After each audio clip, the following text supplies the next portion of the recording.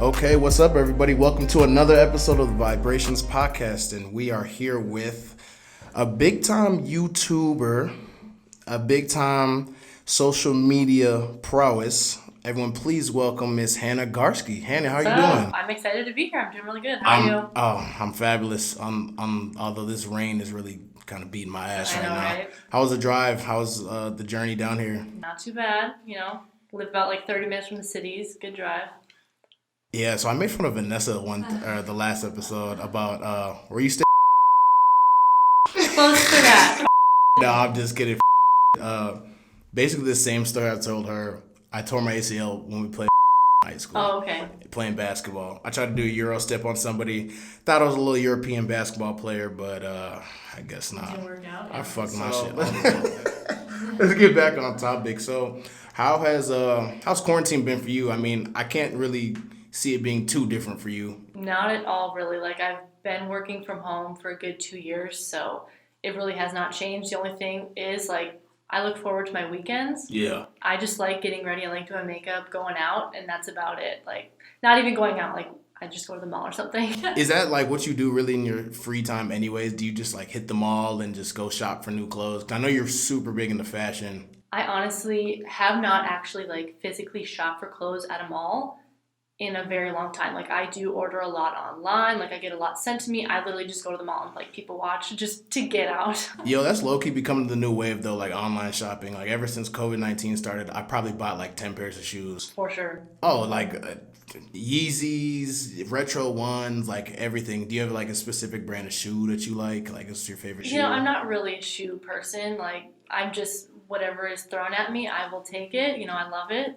I'm appreciative, so. So you just don't rock the heels or? I do not rock the heels. Oh, no. I'm more of like a flat, closed-toed shoe. I'm literally almost like 6 foot, so. I was about to say, is that because you're tall? You don't want to seem like you 6'3"? Yeah, exactly. Play center for the Lakers or something? That'd be dope. I'm just messing with you. Okay, so basically back to what I was getting to, social media for you since this COVID-19. Has there really been anything like new, any drastic changes you're making? Because I know you do a lot of try-on videos on YouTube and you have a huge audience there. So are you changing anything up with that, or is that just kind of the same thing? Content-wise, I'm definitely doing more stuff geared towards like staying at home, like lounging outfits. I've had like a few brands reach out to me like, hey, we'd love for you to just show what kind of like comfy clothes we have in a sense. Yeah. Otherwise, I'd really just be doing like going out looks and like, other things like that. Yeah. But that's about it. And the crazy thing is like that audience is actually very huge because there's a lot of women that look online for certain things. Like they might get a perception from like Fashion Nova, for example, how it fits like the Fashion Nova girls, and maybe they're not confident in how it will fit them. So like, where do you get that confidence from to just try on all these different clothes, and how does that feel that you're making an impact for literally millions of people that watch your videos on YouTube? My confidence definitely comes from my family. I have a very uplifting like sister, my mom. We all have like the same body type, so we're all just like, yeah, you rock what you got.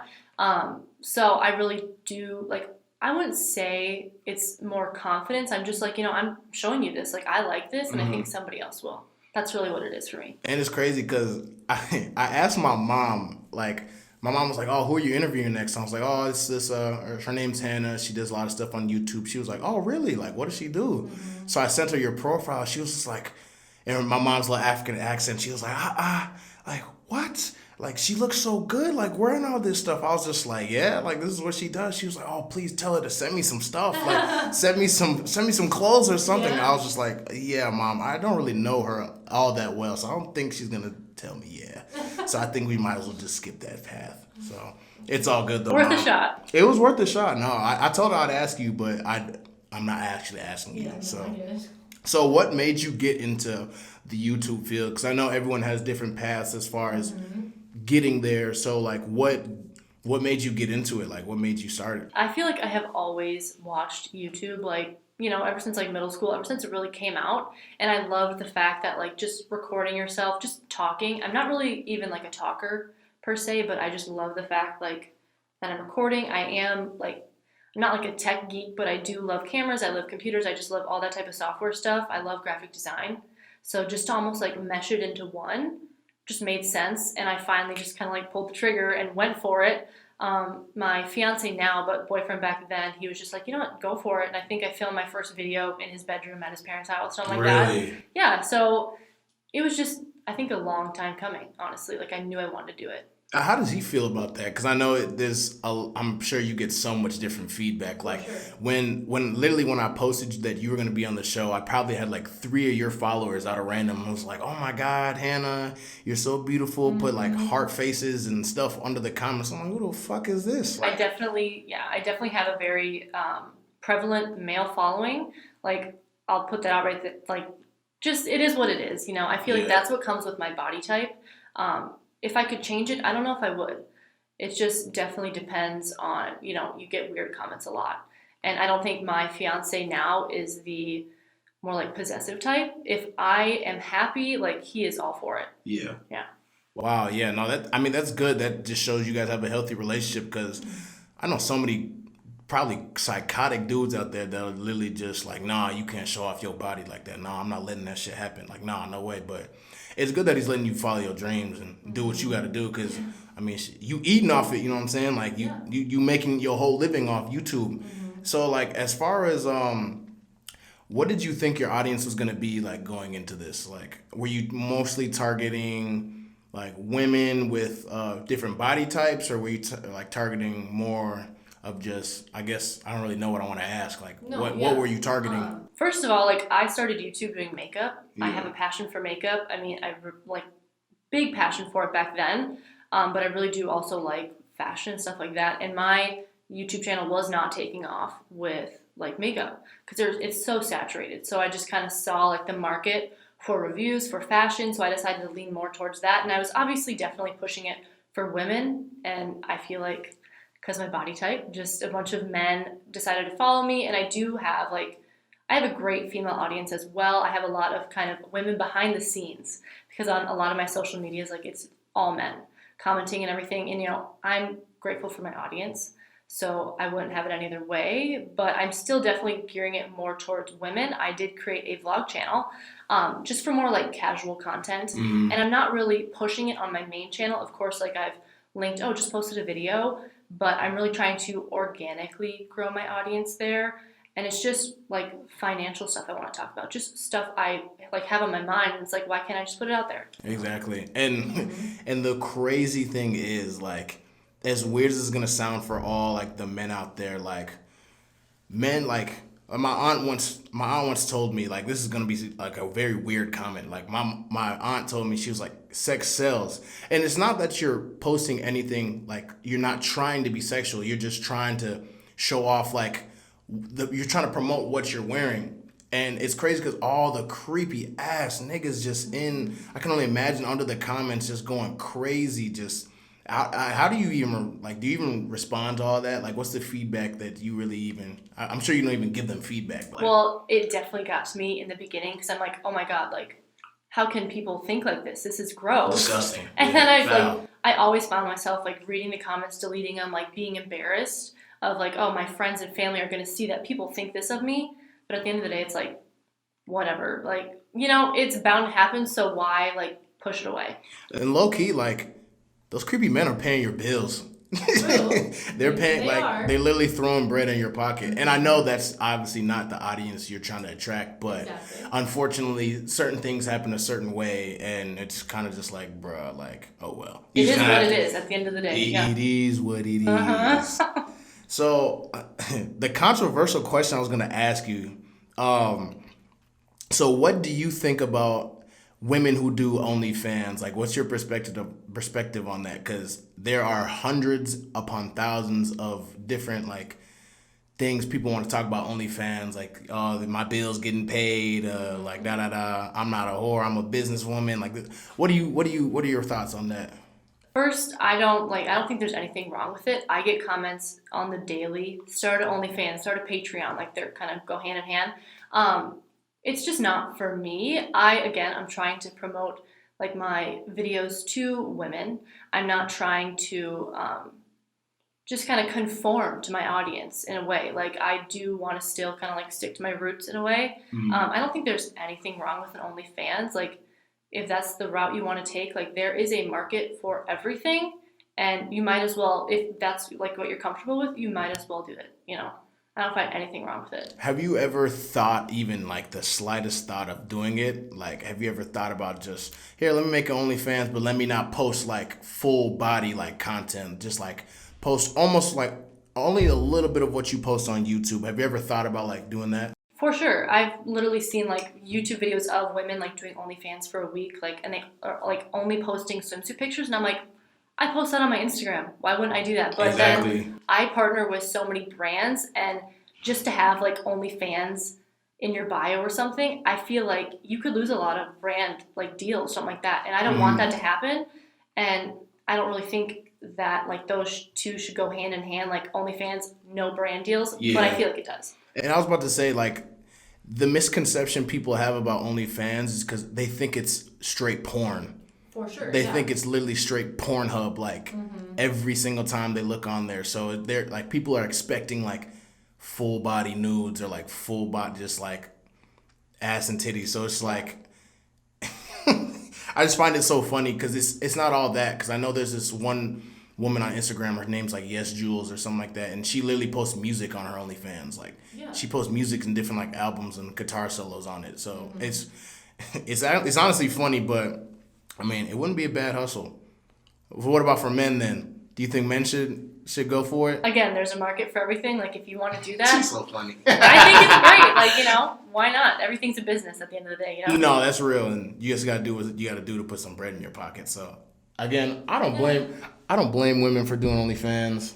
Do what you gotta do, make your bread, shorty. You know what I'm saying? So let's get on to the business aspect of YouTube and all these other brands that are actually giving you stuff to model. So how did you go about either them reaching out to you or you reaching out to them for just more content to post on your YouTube? At first, I didn't think I was really like worthy of getting like packages sent to me. But I think I got like my first package at around like 40,000 subscribers. And after that, I started to get a lot more like smaller kind of like fast fashion brands reaching out to me. And I really wanted to go for like those huge brands that are very prevalent on Instagram and just like in the world right now. And I like would suggest for any influencer at any like subscriber amount that you create almost like a resume. And I always kind of start off with like, hi, my name is Hannah. I'm known on YouTube for my reviews. I have 650,000 subscribers. Like you just start off right away with like your big points, and you kind of like just send those to any companies. And it still works out. Like I still get a lot of companies reaching out to me. Like I got Fashion Nova, Pretty Little Thing reaching out to me. But if there's a specific company that I want to work with, I will reach out to them, like no shame. You're right. So like, who did you go and try and reach out to as far as like brands? Because as you said, you everybody at the end of the day wants the big huge brands like Pretty Little Thing, Fashion Nova. So like, what brands did you contact or have a contact with?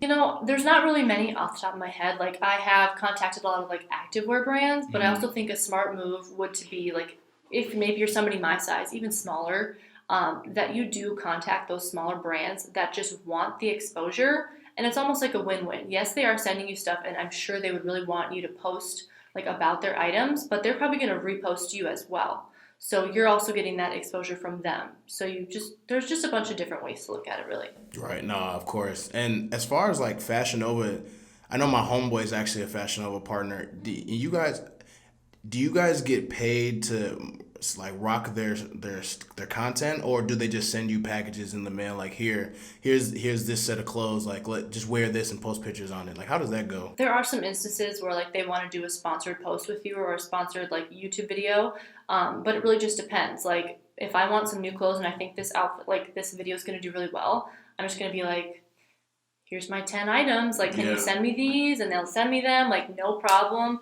Like it really is just a kind of cooperation that you have. It's like, do I really want to partner with this huge company that has 18 million subscribers, but kind of force them to pay me? Like, what if it's a turnoff if they don't want to pay me? Yeah. Like, do I just settle? Which I would settle, and, you know, I don't know if I can disclose this, but I have gotten paid from them a few times. But it's like, if they were to say, you know, Hannah, we don't really have a budget right now, I would be like, you know what, that's fine. I just want my name with that brand because it seems like a really smart business move. I was about to say, like, when you have Fashion Nova or, again, Pretty Little Thing attached to your name, it almost seems like it's it gives people that perception when they see your profile, like, oh, she must be pretty big time if she has these connections with Fashion Nova, or she's wearing all this like nice stuff, like, and that's what I thought, like, when I had you on the show, like, what goes on through people's minds when, like, they're trying to get on your level, like they're trying to build their brand and get, I don't even know how many YouTube subscribers you have. You have probably millions damn near, but they're trying to get to that level as far as just putting out content. And I know people just do it for fun. Like, people aren't even sponsored by them, and they'll just like post under their pictures like, oh, Fashion Over for men, or Fashion Over for women, or Fashion Over. So it's almost like everyone's trying to get a deal. Again, they do that in hopes of being reposted onto their Instagram, for the exposure. Like, that's what I do. If a brand isn't going to send me stuff, you know what?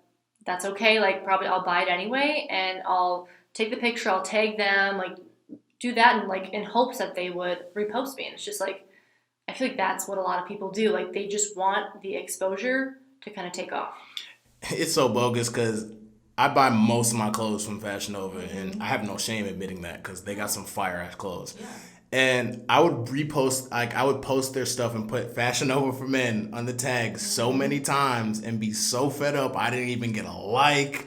I didn't get no love. So, like, what would you tell someone who's trying to get a sponsorship of that sort? Like, what would you tell them? Like, what would be their best solution to go and try and, like, chase their dream to get that? I'll probably like answer this like, how would you start? Like, Sure, start your own yeah. kind of like channel, Instagram. I would definitely see what's trending right now, especially for videos. That's how I started, and I'm like, a lot of people like to review this certain brand.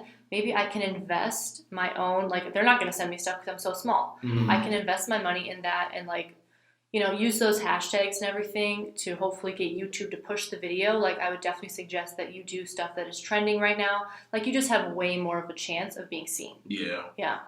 So you do go to, like, the hashtags of like Instagram or something? Like, I know you can put in like a hashtag and find out like what's the new thing nowadays, or kind of look in the hashtag section. Is that how it goes, or? I don't do hashtags really, but more for like YouTube. If you put those like certain tags on your video while you're about to like upload it, they'll push it more because it's like, oh, a lot of people are searching this. And I'm sure it's the same with Instagram. But I guess a lot of people get discovered on like the Explore page The now. Explore page, yeah. That's what I was thinking. I watched a video the other day about that. So I guess how do you deal? I know I kind of asked you this earlier, and you can kind of piggyback off of this, but like the controversies of body image, like how many, like, do you get a lot of hateful comments? Like, do you get a lot of it? Like, what's the worst comment, if you want to disclose it? Like, what's the worst comment you think you've ever received? There's a lot of very similar, very like harsh comments that I get, of course, about my body, like, you're too fat, like, you shouldn't be in this industry. Like, death threats. I've gotten people like posting like Bible verses on my videos, and at the end of the day, it's just like, oh my God, like, but almost like this maybe be like a bad way to think about it, but like those mean comments, somebody could comment back to that and stick up for me, which is great. And that starts an argument, and that's just more engagement on your video, and there's just gonna be more views at the end of the day. How about to say, so controversy almost builds, like, when controversy builds in the comments, that just gets more views and like views and insights on the videos. Wow. So like, what are the other struggles of being such a big like prowess on social media? Because I can guarantee you there's so many. I wouldn't say like I'm huge. I feel like I'm very low key. Like, I don't really like put myself out there that much. I don't do a lot of events. I've been to a few events, but I'm just not somebody that goes out all the time. But it's definitely different, and it's a little bit harder for like, family and friends to kind of like know what you're doing. I get a lot of very judgmental comments. A lot of people are very money motivated, so until they realize like, oh, she actually is kind of making a living from this, then they take you seriously. So like, what does your family think about it? I'm sure like you have such a support. I don't actually, I'm not even going to say it. I don't know how supportive I guess your family would be, but like, what do they like? I know you probably have mom, dad, cousins, sisters, brothers. I don't know, but like, what do they think about like all the content that you put on? Well, my sister is my only sibling, and she's Okay. always been super supportive. Like, she knows kind of like the whole business side of everything. So, Mm-hmm. and also my mom and my dad.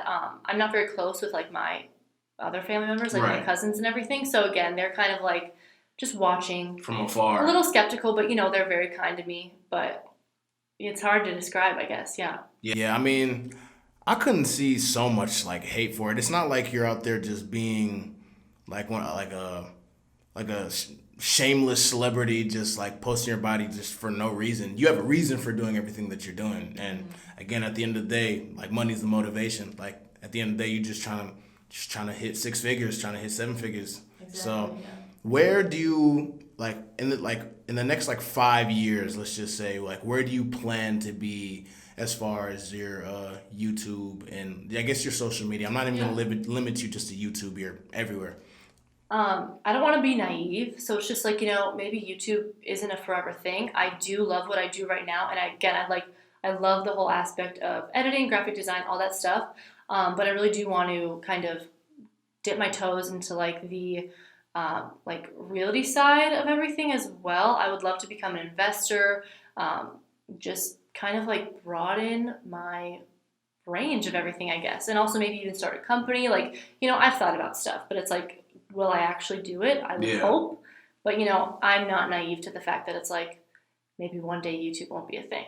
Yeah. Oh, I can tell you right now that YouTube will be here forever. Oh, for and sure, ever. but maybe not for me. And ever. And I want to make sure, like, because I'm 20 and I want to like I'm on my way to buy my first house this year, and it's like I need to make sure that I have things like set aside to where I don't go bankrupt or something like that. It's horrible to think, but it's like I really do like to plan for the future. Yeah, no, of course. And as far as I know you talk about like realtor. Like, are you gonna get like a license? Are you just gonna use like the branding that you have now to reach out to more people? Like, is the content gonna switch up, or are you gonna keep it just? Is it gonna kind of go like try on, and then maybe you want to get more into like the insight of like business or like marketing, or like is it gonna fluctuate a little bit, or is it kind of gonna stay like the same? I guess I should have said realtor. I do want to become an investor. Investor, Like, so okay. I do want to buy a house and perhaps rent it out.